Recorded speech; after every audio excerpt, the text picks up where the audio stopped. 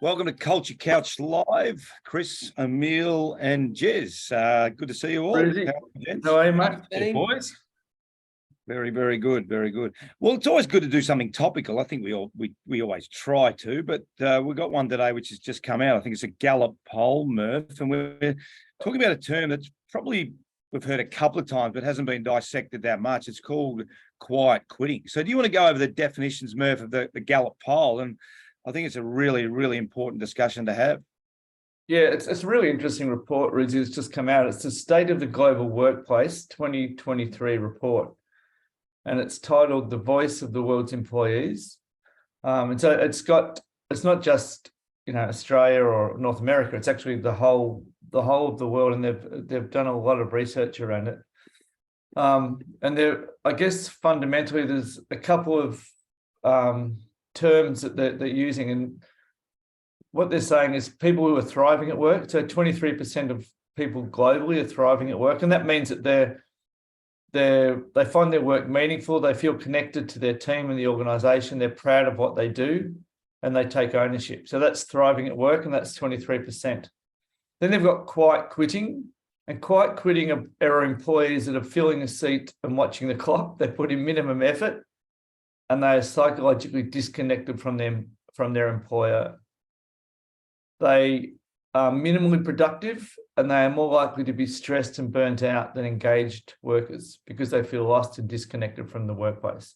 So that's quiet quitting. They're basically sitting there, they're watching the clock, they're not really doing a great job for the employer, and that's 59%. 59, like it's a lot of people, isn't it? And then the last one are the loud quitting, and that's 18%. And these are employees that are sort of directly harming the organisation. They're undercutting its goals, they're opposing their leaders, they're difficult to manage, they're mismatched in their role, and they're causing constant sort of problems in the organisation. So that's loud quitting. So you've got thriving at work, quiet quitting, and loud quitting.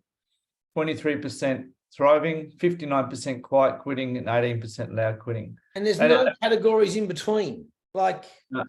Is it not just like having a go, but well, yeah, but I suspect what they're saying is you're either engaged or you're not. Yeah. And if you're either doing your job and you're productive or you're not. And there was sort of a bit of a chat when you read it about the difference between engagement and so you can be engaged, but does that mean you're content? Yeah. Or are you engaged and productive? So there's sort of a bit of a conversation in there as well. So it's quite fascinating. And then you break it down into the different areas. And so you can start to see where different countries, and it does vary a little bit. But I think as Chris, you and I were chatting just prior to this, it's quite amazing, isn't it? Like how many people are either quiet quitting or loud quitting in the workplace. Even if this is slightly exaggerated, it's phenomenal the amount of people. Yeah, it's. I'm looking at North America's numbers here, Jez, and it's, you might think there's an 8 percentage point delta between the global workforce and the North American workforce, where you might think it's a win because you had that bump, but it's 31% are engaged. So can you imagine running an organization where just a third of your people are actively engaged in work, where 52% are quiet quitting and 17% are loud quitting? Like I think this just really speaks to, even as we have conversations going around, especially in the role that I'm in with you guys now, having conversations that gets the conversation started with an organization, we come into it, and a lot of times people have thoughts about culture that it's actually not, right? And I think part of it is really getting clear on what your culture is. And I think that's where a lot of this happens. I think, Ruzi, you've talked a lot recently about the fact that a lot of the people, the executives we're working with, are trying to get people back in the office and connecting their teams back. And I think a lot of times that's happening because of this lack of engagement, lack of purpose in their work, lack of clarity in what their roles are. And I think that's a massive contributor to what these numbers are showing. And I think the reason why it's interesting, because we've probably spent a lot of time on this great resignation, haven't we? So we know that there's people that have reset their careers, reset their jobs, but to find out there's so many people within organizations that are effectively, let's be black and white, they don't really want to be there, but I suspect, Jez, it's to get a paycheck, really. Well, I don't want to move. I've got a paycheck. I might be working from home. I might be whatever. But again, it's fascinating, the event that we'd run in Fiji, I've just come back from, and organically the speakers were all talking about culture. Yeah, so it was fascinating. It wasn't a shift, because there was, even pre-COVID, there was a discussion around it. But I reckon that there still is confusion, Em, around what culture is, because there's always a technical component of your job. Now, if you don't like the technical component, then things aren't going to change much. You know, you do what you do. It might be the same as, but culture, you can transform your culture, can't you? And you can create an environment where those numbers shift significantly. That's the message I get from that. Yeah. And before Em jumps in there, I was just gonna go to Australian numbers, because you know, for the Australian people that watch this, it's worse in Australia. Worse. So, Really? yeah, it's worse. So the people thriving at work's the same, but the 67% of people quiet quitting in Australia. 11% loud quitting. But then if you flip that over, 81% think it's a good time to find a job. Yeah. And 43% have an intent to leave. 43%, almost half of your workplace are looking or actively seeking to find a job. And then, so 43% are intending to leave, but 81% think it's a good time. So that means that not only are they watching, they think that they're probably actively applying and think it's a good time to move. And we're finding that a lot with CEOs and senior management, is that people are moving and it's really hard to attract good talent, and you have to overpay as well. Yeah. So, sorry, Emma, but it was good. I don't know what the American stats were. I haven't got that in front of me, but So What are they?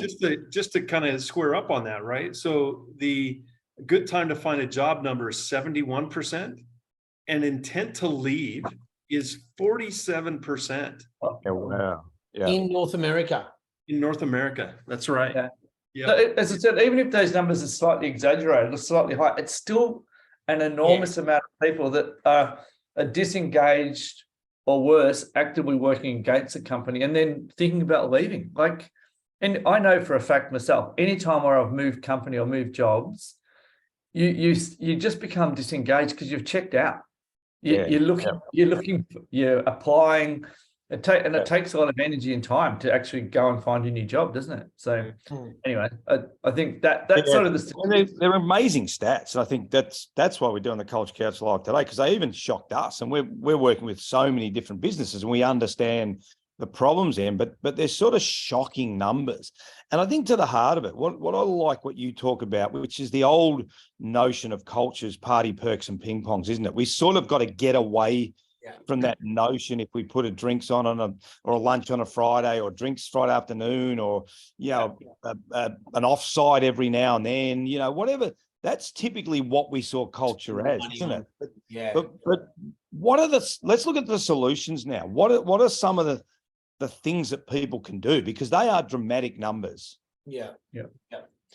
The thing that we're doing a lot of with our clients over here is there's still a busyness issue, right? Busyness, busy, which then translates into meetings being very non-collaborative. Leader gets in, it's just quite directive, right? Ruzi, have you done this? Beautiful. Chris, have you done that? And the communication is quite often leader to the individual, back to the leader to the next individual and back, right? Whereas I think really good team meetings, particularly at leadership level and management level, should look like a workshop. Yeah. And the leader, if you were to put a Big Brother camera in the corner and you watched it, you didn't even know who the team was, you'd read it and go, you'd watch it and go, shit, was that a team meeting? Was it a workshop? By the way, who was the leader? And obviously, the leader would be the person that is facilitating the conversation, catching the good, coaching the gaps, and probably speaks last and wraps things up, like we do in facilitation. Here's the core questions we want to discuss. Ruzi, share your answers. Cool, Chris. And then you create an environment, because if we're going to create a psychologically safe environment for Real Talk to exist, inclusion holds psychological safety up, and inclusion looks like everyone equally sharing in a meeting. So do you want to be more, I just thought of this through COVID, people going to a team meeting on Zoom looking for engagement, and they just get directed at 6 times in a row. They're looking, yearning for connection. By the 7th meeting, camera off. I'm just dreading the meeting because it only makes me feel more disconnected. And then next thing you know, all our meetings are crap. But if we flip the way we run our intention of a meeting is to hear everyone's voice so we can understand how we can work better together as a team. That's one way that I think is a practical way for leaders to consider.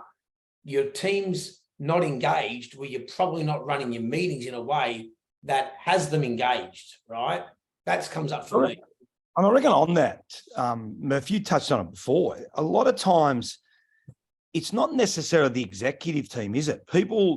We need to upskill our middle managers and lower managers, if you want to call them, because they're the ones that are interacting with majority of our staff. We tend to do a lot of stuff with the exec teams. Talk to that as well. We just don't give the middle lower managers the skills to help their staff. It's one of the things that we just see time and again and drives me insane is the people that lead the people, the big team, we don't spend enough time with them. So that in a big organization, they might be 3 or 4 or 5 levels down. And so you've got people who are leading, they might have 30, 40 people that they're leading. And they've been given no training about leadership. They're just people who happen to be good at their job, and they say, "Oh, wow, he's competent or she's competent. We'll promote them to the position of line manager." And all of a sudden, they're leading these people, and they haven't been given the training. It's not to say they can't be good leaders, but they haven't been invested in.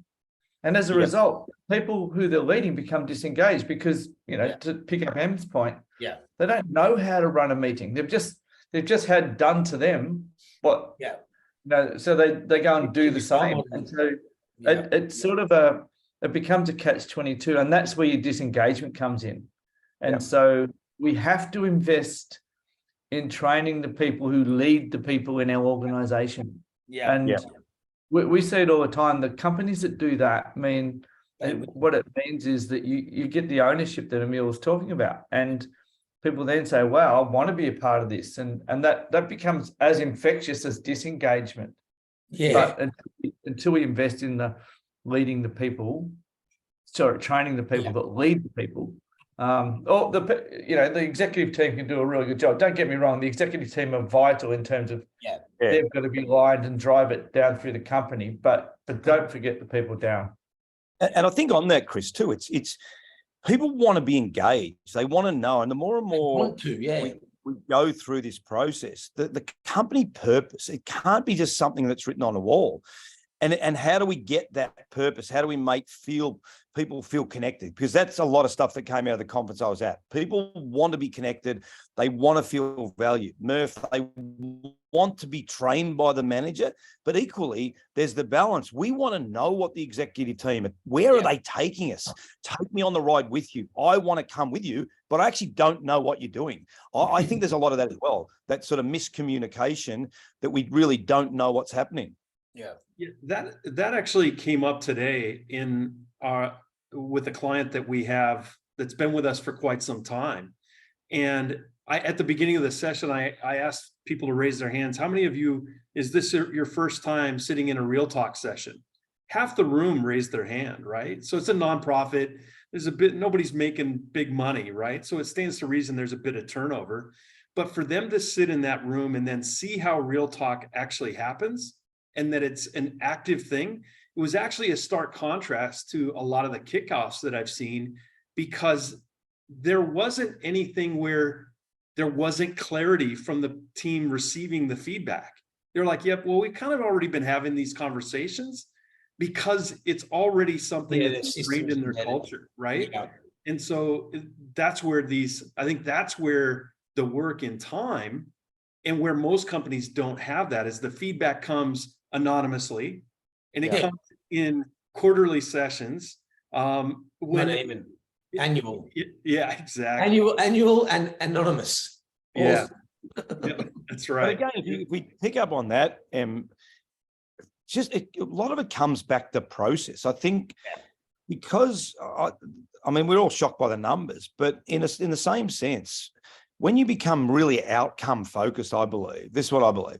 People become disenchanted because they want to be part of building something. So if we're always talking about the P&L and the technical, what's that one stat we talk about a lot? I mean, I think it's 90% of CEOs believe culture is more important than strategy, Yeah. yet 75% of those same CEOs defer to strategy because it just seems easier. The more and more we do this stuff, the culture piece is always the missing piece, isn't it? Yeah, well, it's behaviors, it's our behaviors, it's our relationships, and it's our process. Yeah.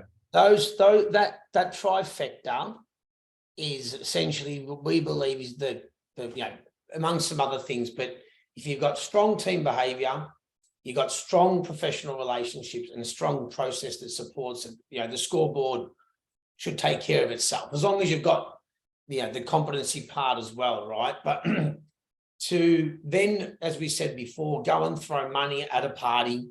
Yeah. Oh, the team's a bit down. Get an extra couple of slabs or whatever it might be. There's nothing worse than you watch that The Office, their party when they don't know it. There's nothing worse than being at a party with people you're not connected to, right? You're hiding the corner with your little crew. You're watching the clock, 7 p.m. beauty, I'm out of here, right? Yeah. Versus one of our clients recently had a party and he called me the next day. It was 8 a.m. He clearly just had a few. And he's like, last night was the best night. I've owned the company for 25 years. And I've never seen us connect like that. And he was just so proud because it wasn't the party that he was proud of. He was proud of the year and a half of the connection work, the real talk, and the breaking down of silos. And now his team meetings are run that inclusive model I talked about before, but they're also ran interdepartment. There's not really an inter-department meeting anymore in this company because they've realized through the work that everyone works with the other departments, right? Defense must communicate with offense. So the engagement piece, it's the job of the leadership to build an environment for the team to engage. That's their job. I'm going to ask you this question because I got something that people ask me all the time. If you watch Ted Lasso, you watch Ted Lasso, you watch Ted Lasso. Now, for those of you who haven't, I would recommend, but Murph, you'll go into detail because you watched it before I did. But Ted Lasso's an American football coach that goes to England and coaches English soccer, has no background. My point is that is totally culture, isn't it? That whole concept is all culture, no strategy. Talk to that. Now we can't have that, but I want you to talk to that because that's the absolute opposite of what we're seeing. In suspect in the Gallup poll.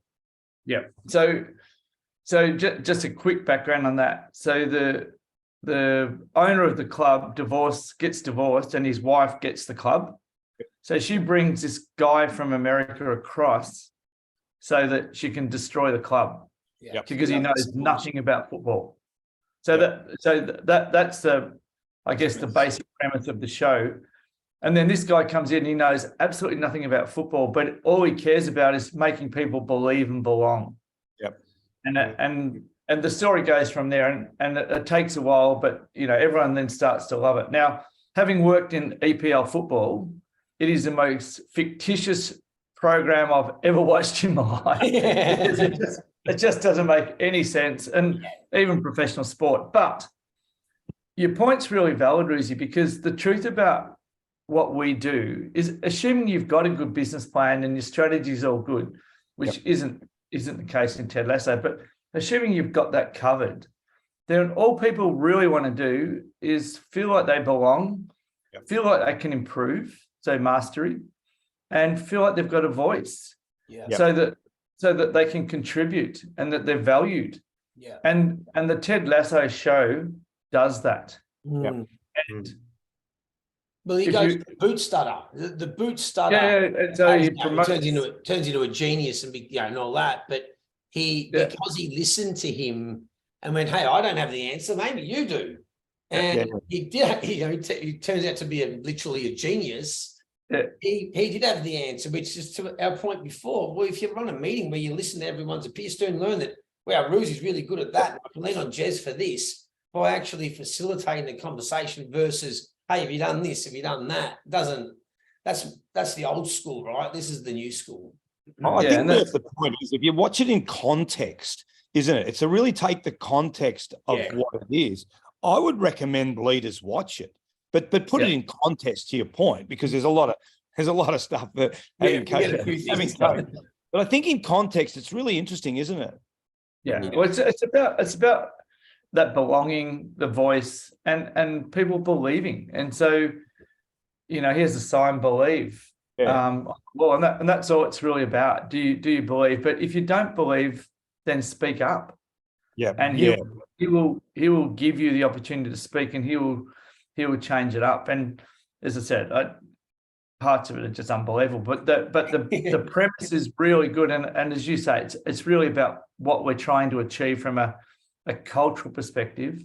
Yep. In any team that we work with, and it's fun because I think we overcomplicate it. Like, in summary, for me, when I'm working with any team, I always just think to myself, would I want to be a teammate of that person? Would I want to be led by that person?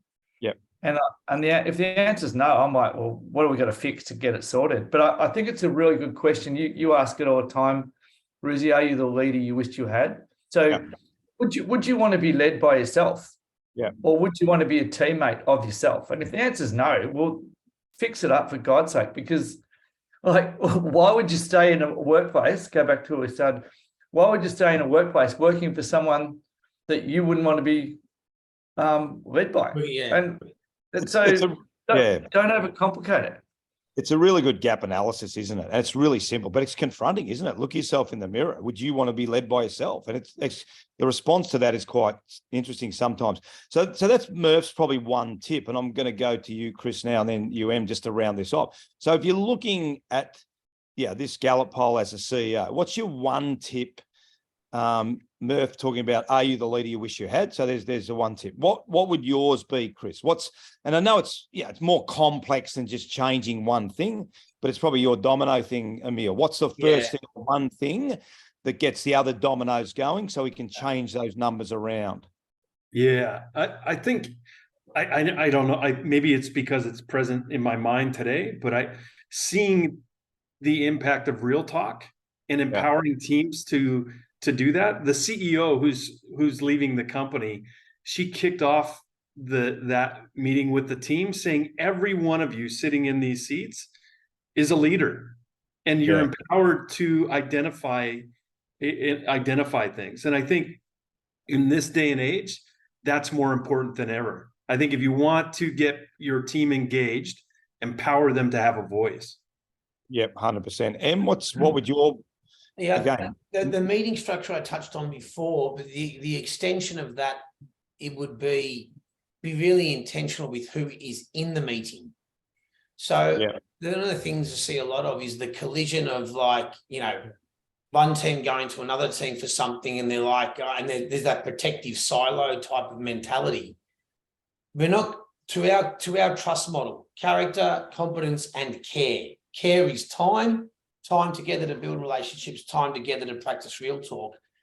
If the team functioned, if defense plays with the offense in the midfield, then get them in the room together. Yeah. So when you have your team meetings, you have that conversation together. So stop the siloed meetings and really consider who from what department needs to be in those meetings, and build the trust muscle by then restructuring your meeting so it's a collaborative environment. But don't give the game plan to the forwards and then get them to run out and warm up. then go to the mids and deliver the same message. Now it's, and then expect the team to be cohesive on the field. Yeah. That would be mine. Yeah, awesome, God. Sorry, Rizzy, can I give my one tip?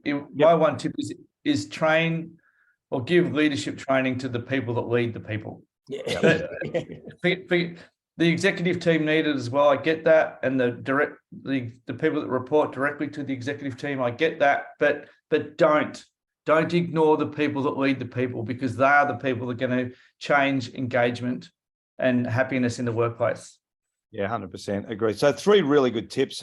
I'd also add, if that's indicative of the workplace, that's going to have an effect outside the workplace too. So we have to take the work environment way more seriously. And I'm just going to finish up by, I don't care what your product is, what you do, what you sell, who you are, it's people.